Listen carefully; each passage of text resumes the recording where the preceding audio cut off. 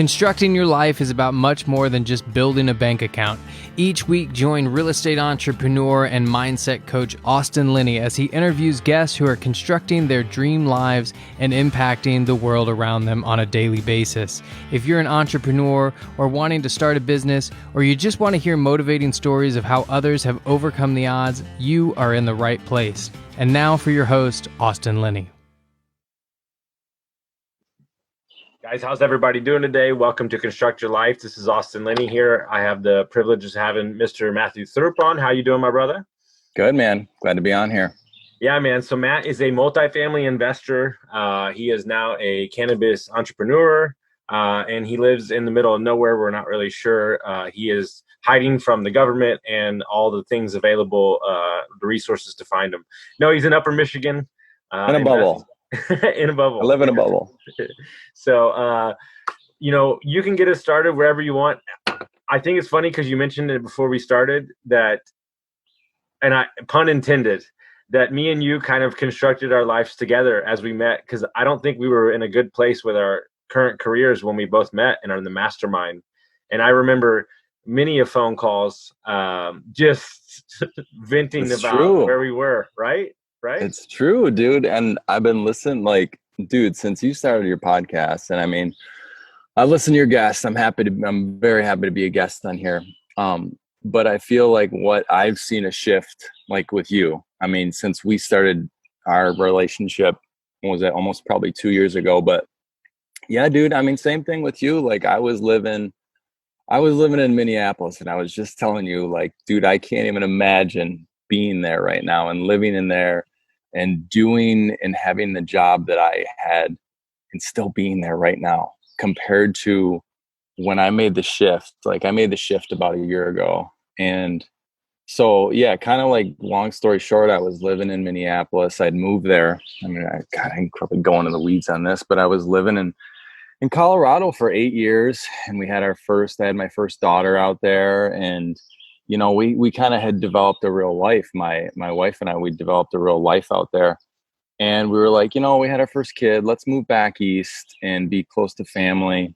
And I'd always wanted to try Minneapolis out. I heard good things, but we moved there, and it was just like, it was like thing after thing. And, you can blame stuff or whatever. And, it's like you find things in your mind that you want to blame. Everybody can do that. But like, it just seemed to like spiral out of control, that things just weren't fitting in.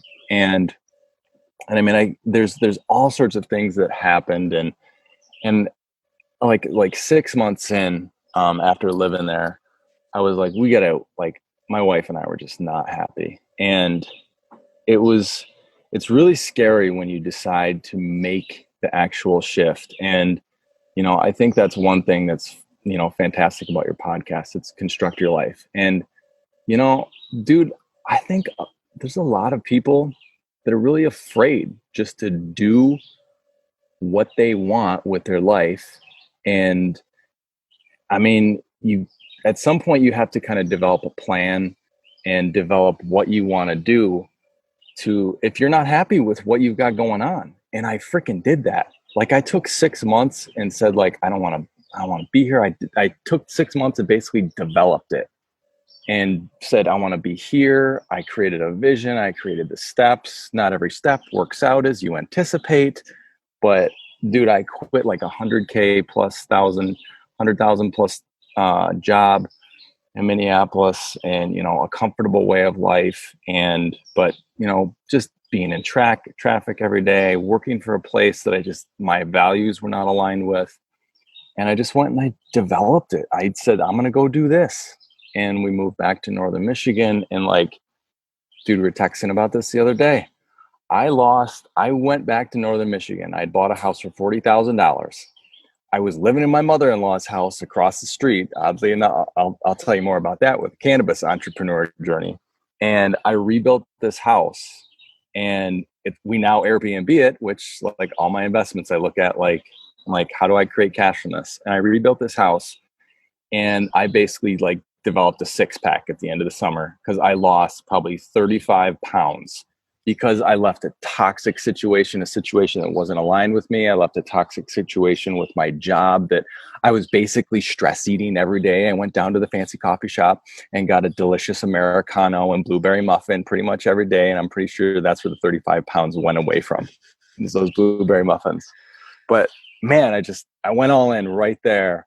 But that's what happened the last year. And when you figure out how to do that, it's probably more in your mind, and you can kind of construct your life and do what you want with your life and where you want to go with it. It's freaking power, man.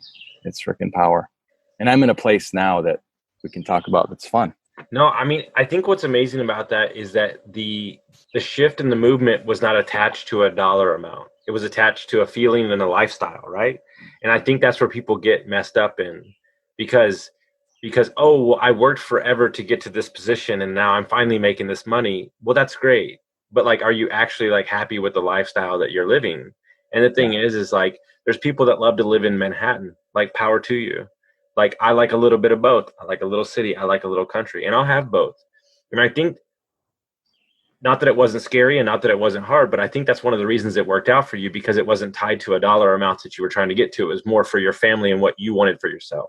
It's definitely scary. I mean, right? Because, as an investor, you have to have a bit of a financial mind. And, I looked at the cash flow we were pulling in from investments. I looked at our savings, and yeah, like I was stacking cash away with my job, but it was definitely scary. It took me some time to work through that in my mind. I'm like, listen, it's like I had a conversation for like 6 months with my mind. I'm like, I gotta get comfortable with this. And I mean, dude, I can like, one of the other things that I do, and I would highly suggest to your guests, and I've talked to my close friends about it, is, dude, I journal probably like, almost every day. Especially like last year, I was journaling every day. And once you have like 2 and 3 kids, like your schedule gets thrown for a loop. But I'm still able to journal at least, I could do it every day if I wanted to. I just make the time, but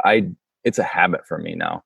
Mm-hmm. I developed it like 8 years ago, and I journal every day. And what's cool is I get to like, this is the cool thing about journal. It's like a reflection. It's like a lessons learned.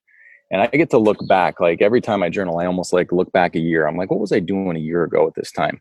And I can look back and I find out, I'm like, oh man, that's the headspace I was in. Oh, that's what was going on. And, I look back even now into those journal entries from a year ago. I'm like, dang, dude, like you reflect and you learn. So I don't know where I was going with this, probably to encourage people to journal, but it's just like a really great piece on how to learn from yourself on what steps you want to take to go in the direction you want to go. I think what's interesting as I'm sitting here and we're having this conversation, because we know each other pretty well, and we know each other from the time we know, like, and I think you would agree the same thing. The two people that are talking on this podcast are two totally different human beings. Like we are two totally different people than we were a year ago. Like, me and you were both upset, angry, not happy with our jobs, overweight. I remember I was calling you. I'm like driving to work. I'm like, what the fuck am I going to do, man? This is stupid. Yeah, this is stupid. Why am I doing this? And what people have to understand is like, it's not fucking roses. Like the work that I've had to do to get sober, the work I've had to do to work out 2, 3, 4 in the morning, it's not easy and it's not fun. But on the other side of all that is what you're seeing right now, guys. You're seeing people that are more in line with their core values on who they are, and the money and stuff is a binary situation, because he's a better father, he's a better husband. Yeah, he's a better human in general, because he's not angry every day driving into a job he doesn't want to be at. Don't get me wrong. I mean, I still get angry. It's like I don't ever yell at my kids and freak out. You do have young kids, but I said more calm. We'll just put it that way. Yeah. So how many units currently do you have invested in right at the moment?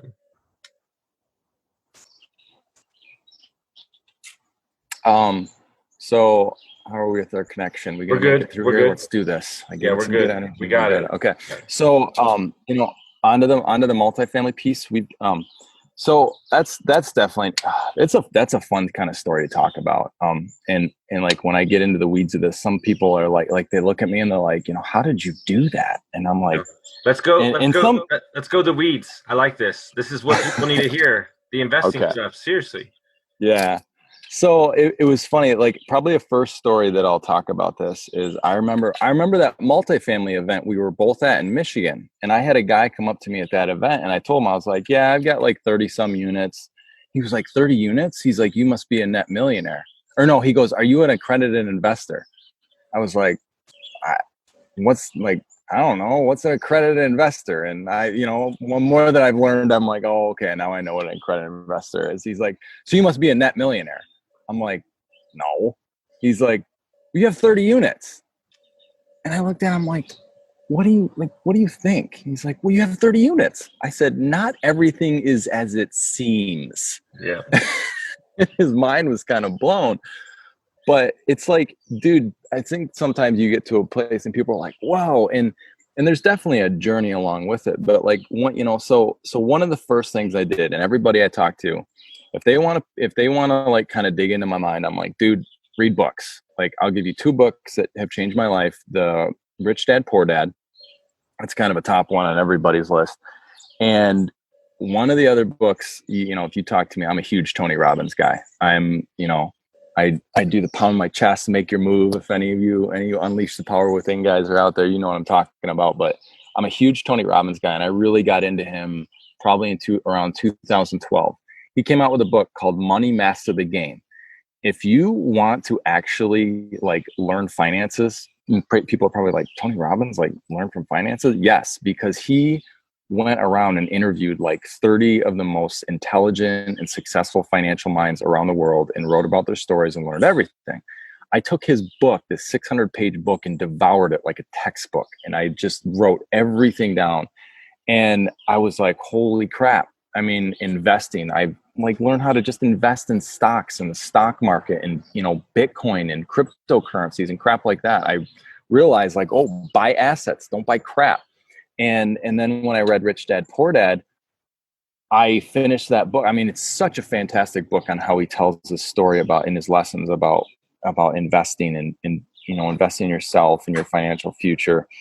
And I finished that book and I told my wife, I said, honey, I finished that book in December of 2017. I said, honey, by the end of this year, December 2018, I said, we're going to have an investment property. I had an investment property 6 months later. And what I did is I had so much equity in my house, I just started asking questions. I started calling people, networking, asking people. And I said, I was like, how do you do this? And they're like, I'm glad you're asking the question. And they're like, did you know you can do this thing called a cash out refinance where you pull cash out of your house? And at the time I was like, whoa, that's scary. Like, I don't want to get a new loan on my house, like, and have this cash burden. Yeah, that was silly thinking, lesson learned. And I did that, pulled $75,000 of equity out of my house and bought my first investment property. It was a 3-unit in Greeley, Colorado. And I bought in Colorado at a really good time. I bought my house for $240,000 in 2013. When we moved in 2018, I sold it for $450,000. Do the math there. Made a ton of money there. And then I actually sold that investment property, bought it for $300,000, sold it for $365,000, got all of my equity back, plus made $65,000. Had to pay capital gains on that, but you get a good tax accountant and he knows how to play the game of taxes and investing. And so I turned around. I had 3 units, and then that was I started out with 3 units in June of 2016.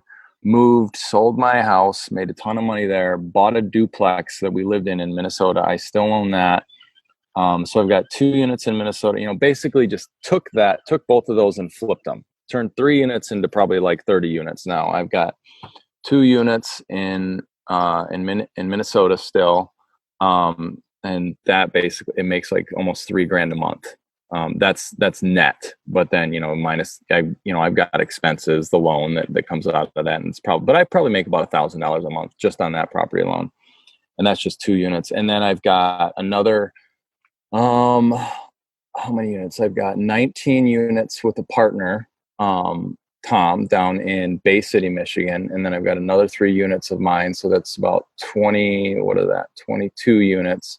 And then I have another 4 units in Lansing, Michigan. 26. I've got a place up in Calumet, Michigan, and then our place here. So I think I'm just under 30. It's like, 28. And are you strategically targeting secondary additional like markets? Are you, because some people say, oh, you got to invest in Austin or these bigger markets, or are you seeking out these markets, or these just happen to be where you found the deals? No, honestly, sometimes I think that some of these bigger markets, like you said, like people are like, oh, you got to invest in Austin. Like, you don't got to do that. I found these secondary markets because I'd initially, my partner and I, my other partner that I've got in Lansing, Michigan, he found 7 units and we paid $200,000 for all 7 units, a fourplex and a triplex. And this is kind of awesome. We actually just sold the triplex. We still have the fourplex.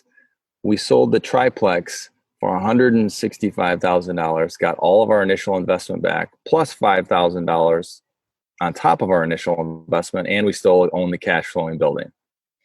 I mean, I love, it's like real estate is fun. And especially once you get past that like fear of investing, you just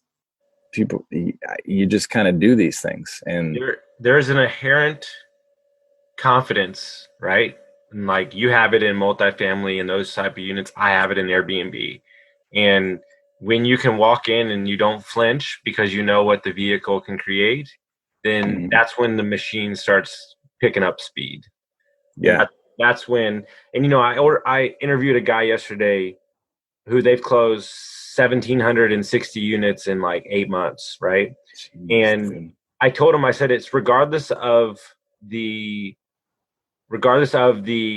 initial cash that you're making, everybody addresses you and knows you as a closer now. And so you're going to get massive deals. And I would imagine the same thing happened to you once you started closing on property. Yeah. Yeah. Like I got a realtor down there and we actually just made, the market got a lot better. Like we could turn around and sell all of our properties down there and probably make 20, 30K on each one of them, which is great. Because we made an offer for this fourplex was listed at like $80,000. We made an offer at 75, said we'll go up to 80K. And our realtor's like, sorry, you didn't get it. The market's gotten a bit more competitive. And I'm like, wow, okay. But also with you, and I want you to talk us through this because you are the official ask guy, because your financing is crazy, and you've done 30. It's not like you have some job where you're making $400K a year. Like no. You have got really creative, and I think that's because you dig in and ask every question. I've heard some crazy stories from you on how you're pulling money out of here and making it happen, and you're just making it happen, right? Yes. What are the crazy stories? Like, I guess part of me is like, this is normal. Like you're moving money here and pulling it here. And then I guess like, that's kind of what I learned, I guess, from just figuring out finances. And, and I think that's something that's super important when I took my private equity job. I think that is the number one issue with investors and just the general public as a whole is that people don't know how money works. They have no idea. It's not taught. Like nobody knows. Like, well, dude, okay, I mean, man, I don't know. I could go into the weeds on this, but like, dude, I mean, I've got so many bank accounts. I've got bank accounts all over the place and just investment accounts. And I'm like, if I wanted to go buy a house like tomorrow, I guarantee you I could just move money around someplace and make an offer on it. And I think that's one of the things that you've got to realize as an investor. There are so many options out here, and I don't want to go on a rant, but I'm like, dude, when people make the excuse of like, oh, I can't afford a home or I can't make this happen because like, no, dude, like there are so many options, and that's what you gotta do. You gotta start asking the question. Call a bank, just start calling every single bank, and you like ask, ask for a loan, and they're going to ask you what your finances are. And if you understand finances, which again, do the research, do the math, like figure out how this stuff works. I always tell people, figure out how to play the game. And that's what money is. Money is a game. I mean, like I joke with my partners. I'm like, hey, we're playing a fun Monopoly game in real life here. And I don't know, people probably like will get mad at me, but that's all it really is. I mean, if you take this stuff so serious, but that's what you've got to do. You've just got to strategically move money around and know it. Like one of the things you can do, like if you got an investment account, if you got a 401k, an IRA, you can take that. You can take your IRA, your 401k, you can get a loan against your IRA and buy a property. Or you can do this thing called a self-directed IRA, where you basically, and this is amazing. This is an amazing thing. And I need to develop a system. If anybody's out there who can get me some self-directed IRA deals, I would like to do it. I've done it once and I was like, whoa, this is awesome. But I did a flip with a partner down in Texas, Sam, and I took my IRA, and you can basically take your IRA, fund the deal. They take the money, they do the deal, and they funnel it back into your IRA. And a self-directed IRA doesn't have any taxes associated with it, because all it's looked at as is a fund transfer from like another IRA to this IRA. That's how the tax structure works.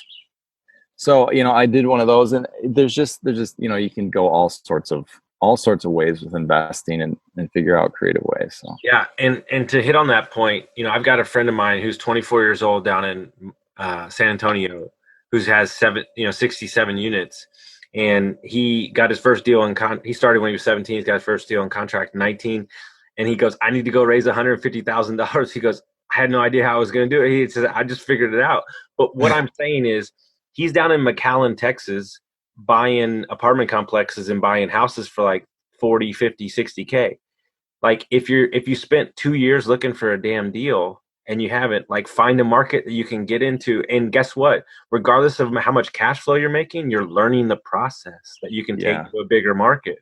Yeah. And dude, like the thing, like that's awesome. I mean, and that's exactly one of the things we did. I found a market where I bought 4 and 5 plexes for $80,000, $90,000. That's why I'm like, you don't have to buy these giant markets. People have that perception. And I mean, these places that we've got are 9 hours away from me. But to me, this is my level of comfortability. I'm like an engineer. I'm an operations guy. I like to get my hands on things. My first triplex that I got,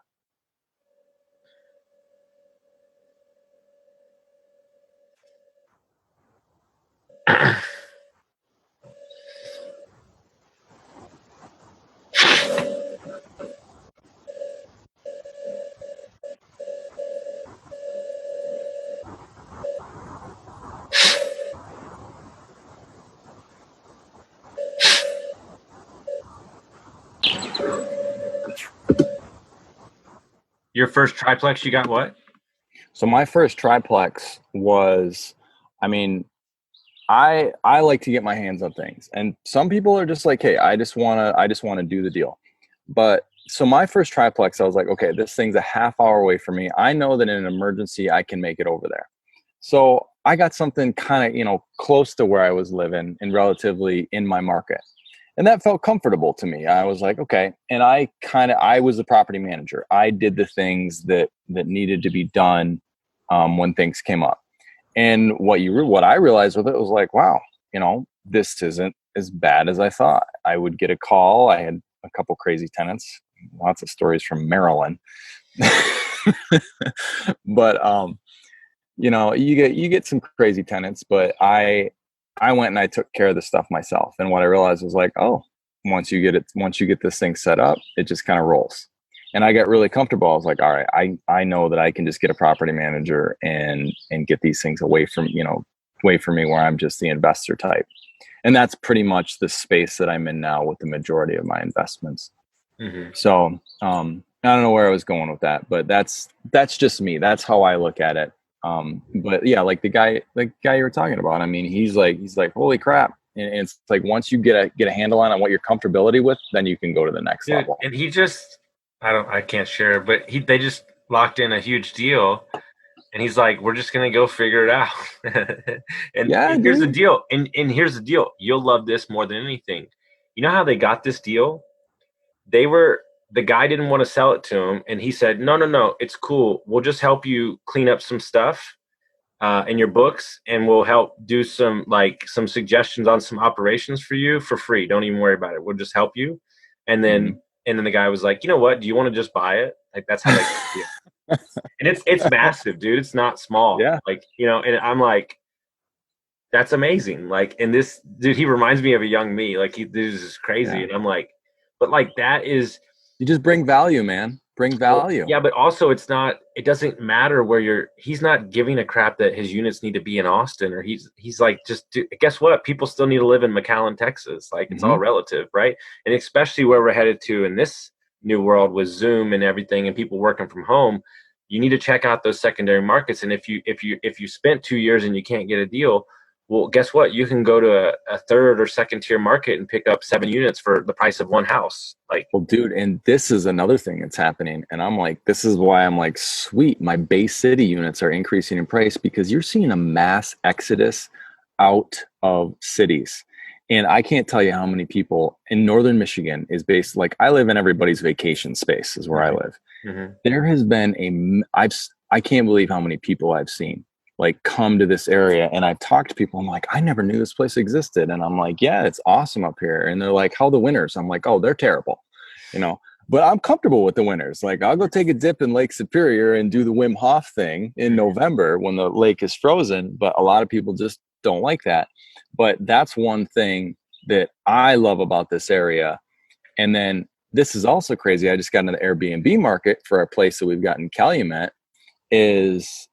We started getting bookings. We listed this thing last month and got it all remodeled and everything. And like within having it listed for 8 hours, we had like 3 bookings like the first night. I'm like, holy crap. And then my wife was like, she's the one managing it. She's like, man, I got like 3 more bookings yesterday. And then she get this thing and she's like 64%, there's a 64% increase in bookings in your area for this year compared to last year. And it's because I'm like, dude, people are getting out of cities and they're going and visiting places. And I'm like, sweet, got an Airbnb market right on time. Dude, I just went to Tahoe, and yeah, it's Tahoe, but they said that since June 26th, when they reopened, it's been a 4th of July every day. Every day. And people are just tired of it. And now, Twitter, Facebook, they're saying you can work from home for the rest of your life. So why the hell would you pay $4,500 a month to live in San Francisco when you can live in Northern Michigan, work from your laptop, and pay $1,000, $900, $800? And I think that's what we're going to see over time. And you just have to kind of like figure it out. And so let's talk about, this new adventure that I didn't even know about till the other day. Let's talk about this new adventure into cannabis entrepreneur. Okay. Well, and one of the other things I was going to say about investing, I don't want to skip over this one, is like my partner that I've got in Bay City, we're now looking into laundromats and like looking in the Atlanta market. And that's the thing, is like, you got to get good partnerships, but we haven't landed one yet, but that's where we're trying to get some stuff under contract and finding those in the right market. And is that for the building asset, or is that for the generated revenue from the laundromat? It could be both, because some places you get the building with it, and other places you just buy the business. But that's what we're looking at. Like, these things are little cash machines. I mean, from the numbers. And I've got an operator partner down there, and then 2 investor guys that are just, trying. You'll love this. In my 38 years of being on this earth, now that I'm traveling full time, I've used the laundromat 3 times in the last 3 weeks. Dude, and here's the deal. What? And I know which ones are good and which ones are bad already. Like, I'll have to get some bet. We'll have to get on a call later. I'll get some more insight from you. Yeah, but sure. This one was funny. So my wife was like, we started looking in the laundromats, and my wife does this. She's like, what? You're looking in the laundromats? And she goes, who uses laundromats? I'm okay, like, look, I'm going to give you your first tip. You ready? I'm going to give you your first tip. Create an app and I guarantee it might be out there if you created it. Create an app that sends you a notification text message when your clothes are done. Okay. All right. Another side business idea. This is what you get when you start talking with different entrepreneurs. I love it. Yeah. So that's another venture. But so back to the other one. So the cannabis.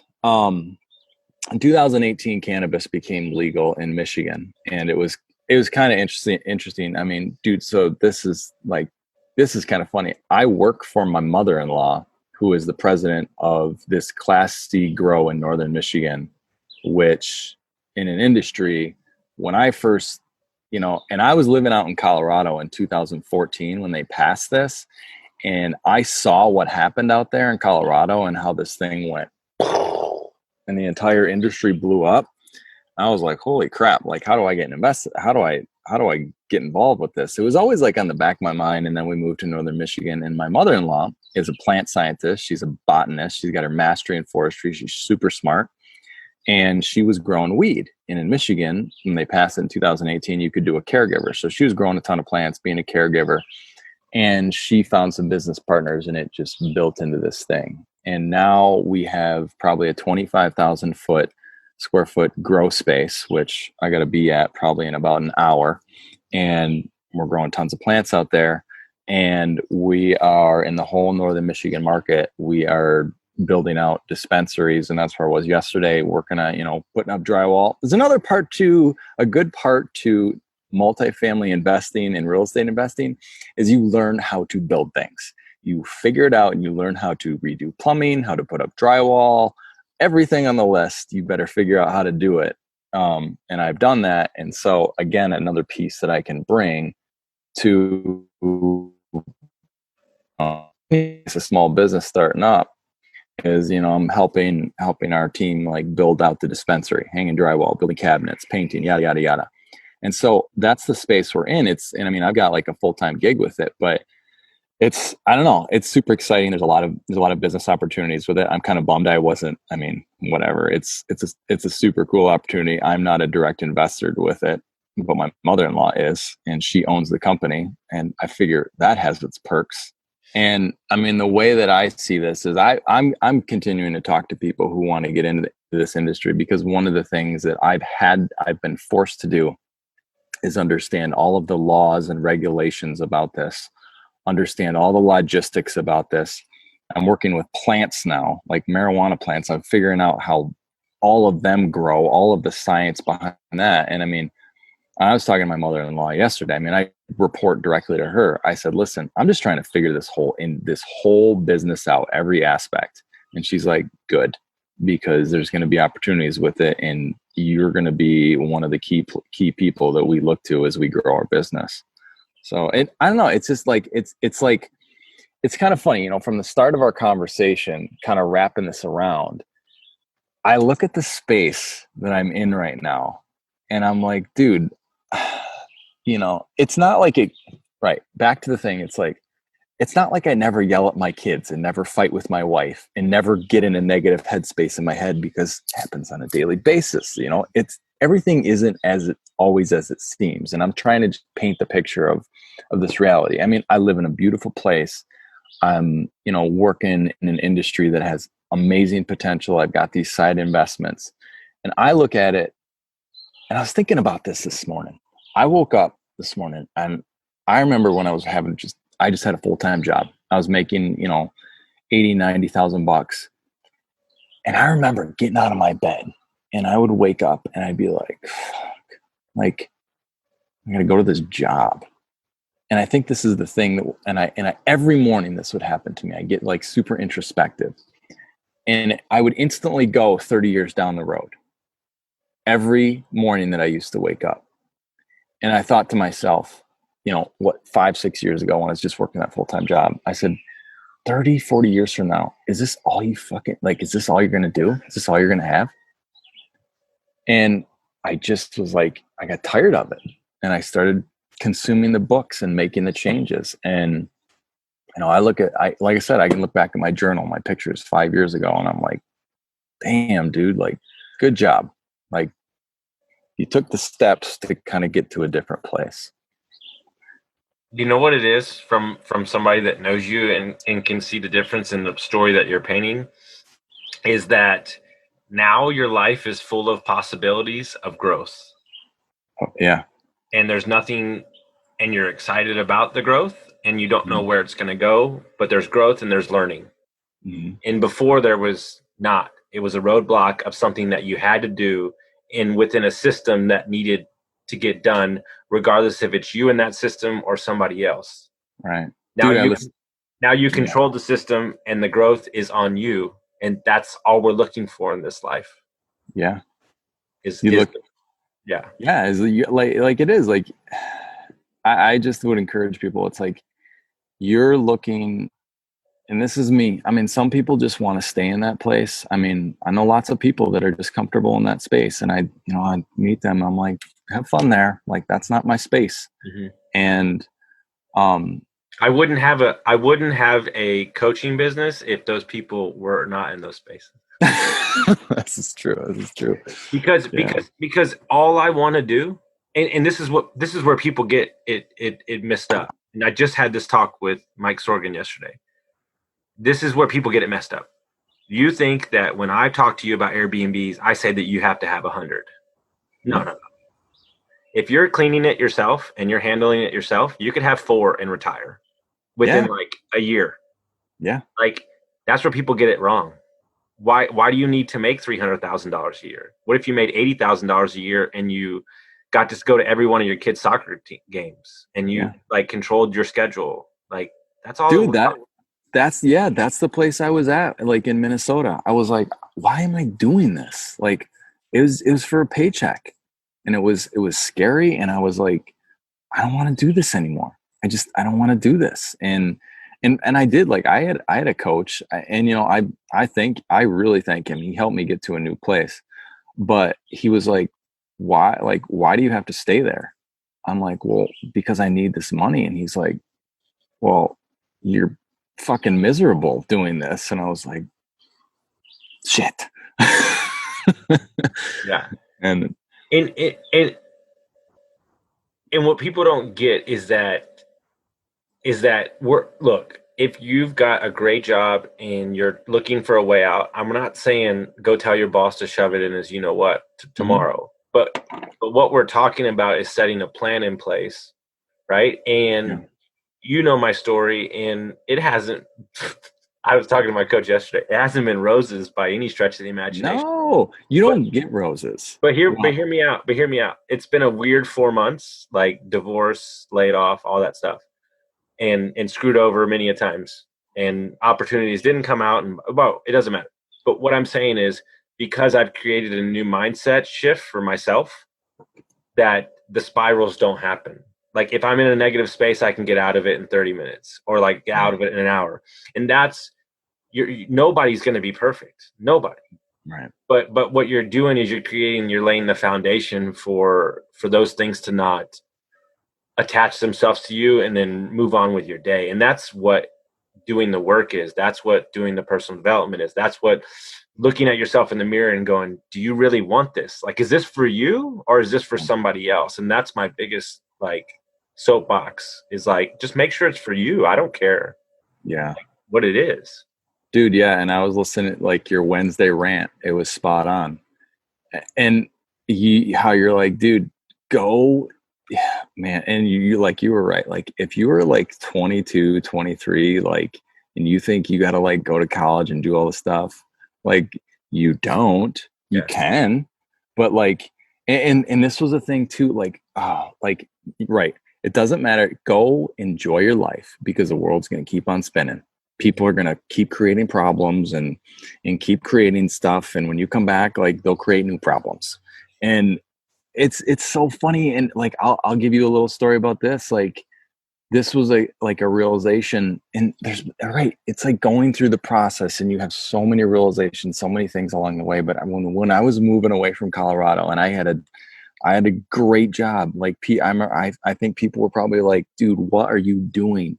Like, why are you quitting? And it was an executive director. I reported, and I worked for the public education industry, and I'm no more.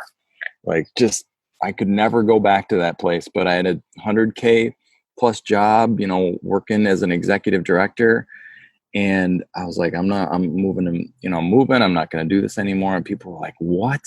And I remember when I was getting ready to resign, my last couple of days, they'd already found a replacement. And it was like, they had moved on. And I was just like, wow, like my time and dedication here was very important. No, they just moved on. They find somebody else. And that is like any place.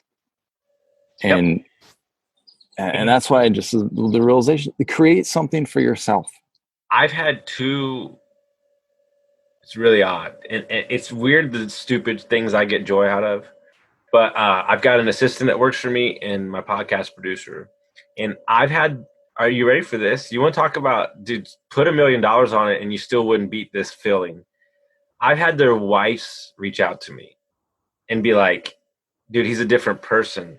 Like, he's super happy working for you. Like, thank you for the opportunity. And I'm like, oh, mother of God. like I'm like, and he has a baby and he's like a better father. And like, he's sober because like he saw me get sober. And I'm like, oh, like, and we didn't even talk about him getting sober. Like, that fills you up. 1,000%. And I had a talk with my coach yesterday, and you'll love this. And he doesn't mince words. So he's probably the person that can get in my kitchen the most. He said, hey, dude, you were a drug addict and a fucking alcoholic for like 22 fucking years. He's like, you've been sober for like 1.5 years, and you've been on personal development for 2.5 years. Where are you trying to get? He goes, you're just getting started. He goes, but what you're not going to do is you're not going to get off the path. You're going to keep walking. Because I told him, I said, what are the options? Is it to go be a perfume salesman at Abercrombie and French? Like, what's the options? This is what the path I've chosen. Yeah. And this is what it is. But he has he doesn't know where he heard it. He doesn't remember the guy that said it, but he has the greatest analogy ever, what entrepreneurship is. He said, I'll give you the short version. He says, you sit down for dinner, and he says they pull up a bowl, and in the bowl is a pile of shit. He said, you eat all the shit. He said, you eat it, you get your last bite. He goes, oh man, great, I was done. He goes, great, here's another bowl of shit. And they just keep it.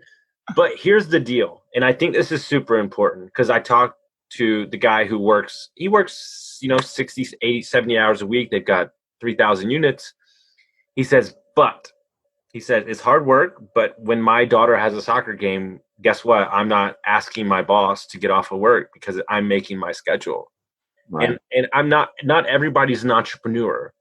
But what I'm saying to you is if that you can go and create the space where you're amazing at spreadsheets, or you're amazing at underwriting a deal, and you can go work with an investor like Matt or myself, and they can respect the qualities that you bring to the company, and they can give you the freedom to be yourself.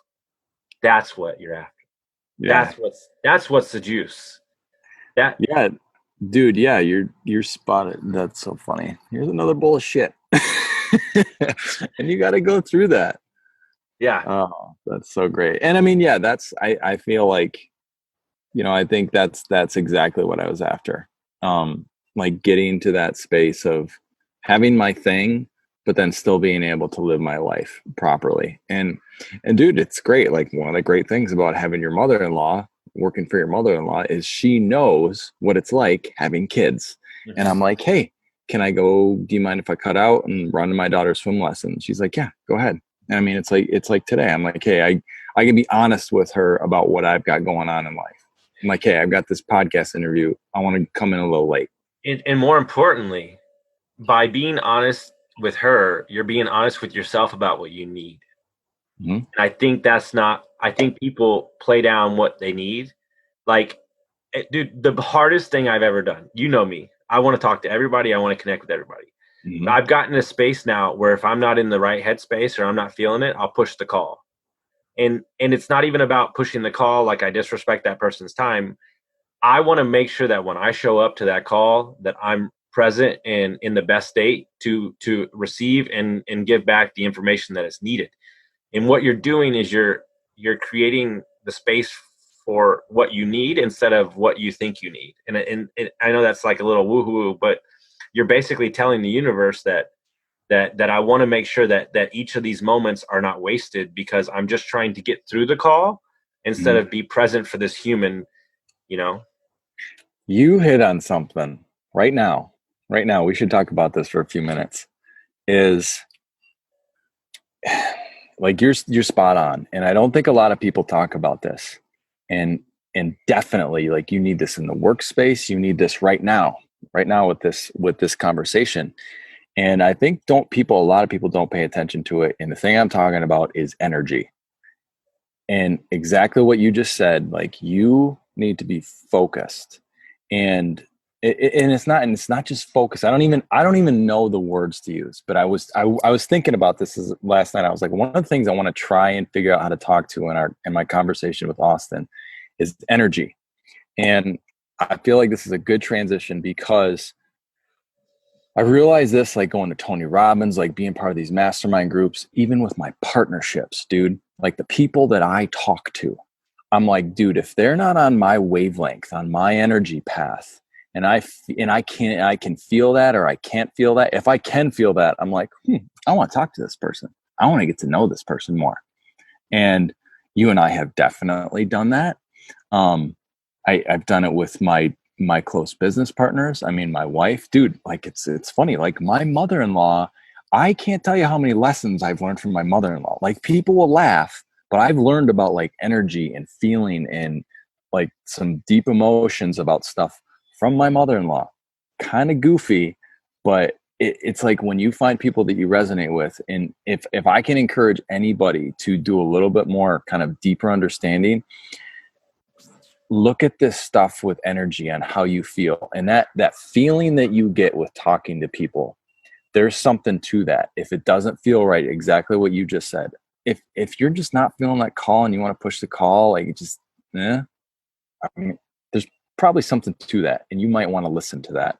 And I've had some hard lessons with that, and I know you have too. Yeah, and more importantly, like, Sal said something to me. He's like, I want you to look at the videos of Tony Robbins speaking. He's always from here, and his chin's up. If you notice somebody that's going through something, or they're feeling bad about themselves, their chin's down. Yeah. And what I've learned through training on coaching is that you have to lift up your counterpart. And they said this, true story, that 90% of coaching and getting somebody to change is you as a person that's sitting across from them believes that they will change. That's it. And there's no chance. And I love this quote. There's no chance that you can be sad and happy at the same time and moving. You can't do it. And we have a rule.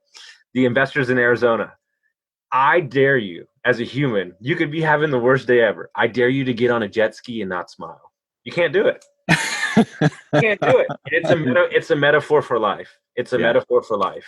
Because if you look, my energy has gotten me in conversations in rooms that I should never be a part of, but it got me in the door. And what I had to do, though, super important, is I had to shed the Tasmanian devil version of myself who was destructive. And I had to set in a mode of confidence and understanding abundance. And that created and attract the right type of investors. Because if you're all over the place, that's going to attract scammers or people trying to take advantage of you. And so your energy and how you move through this world is so important, because I have downplayed who I am. But dude, like, you'll love it. My friend had the best quote about me ever. She goes, "Who is Austin Linney? He's the embodiment of actual fire." Like, this dude is like fire. And here's what's funny though. I found out that my sign like means fire, like my thing. And so, like, that's me. Like, I red hair and you know, fucking crazy as shit. But like, it's cool because, like, a perfect example. I was moving to Arizona and I got a nasty flat. I mean, really bad flat, like almost pretty scary, like in the middle of nowhere. And the guy was like, "Well, I'll be there in like 2 hours." And it was hot. And I was like, son of a bitch. Well, what I did is I put on my cowboy hat and I started dancing to country music on the side of the highway.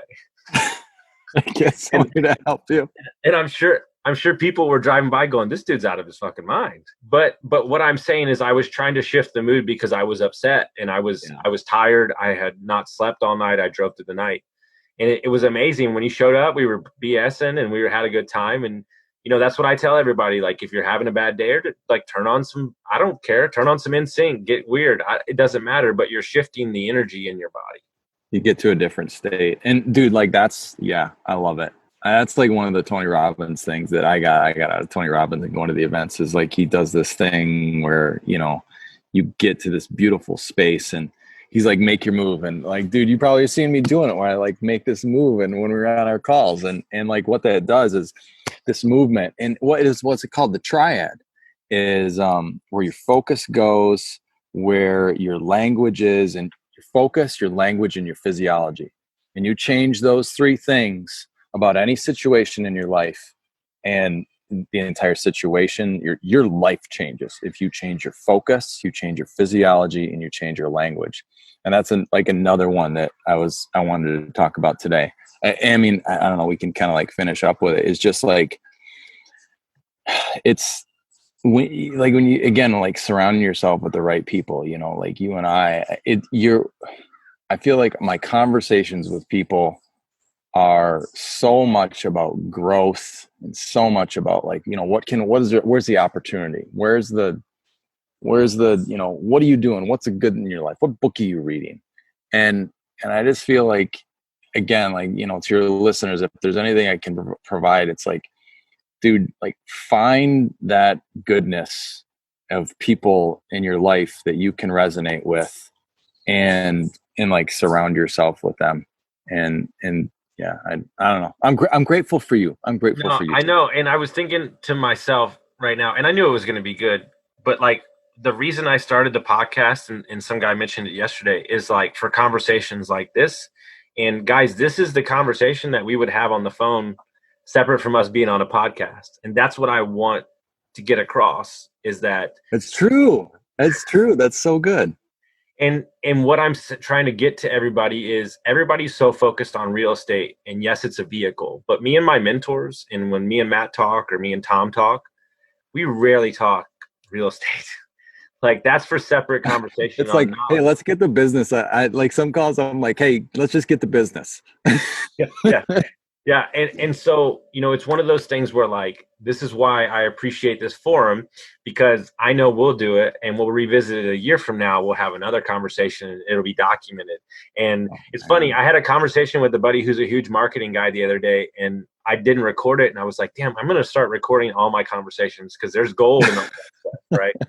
I just have to let him know beforehand. But yeah, dude, I just appreciate you. If anybody wants to get a hold of you, how do they track you down?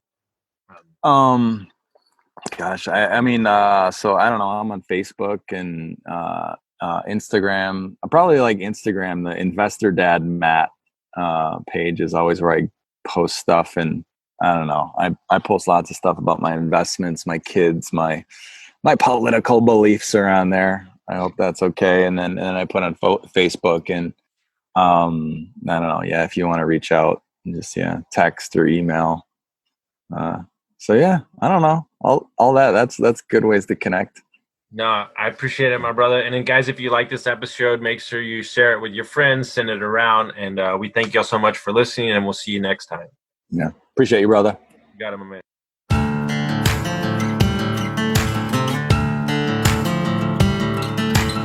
Thank you for listening to Construct Your Life with Austin Linney. If you enjoyed this episode, be sure to rate, review, subscribe, and pay it forward by sharing with a friend.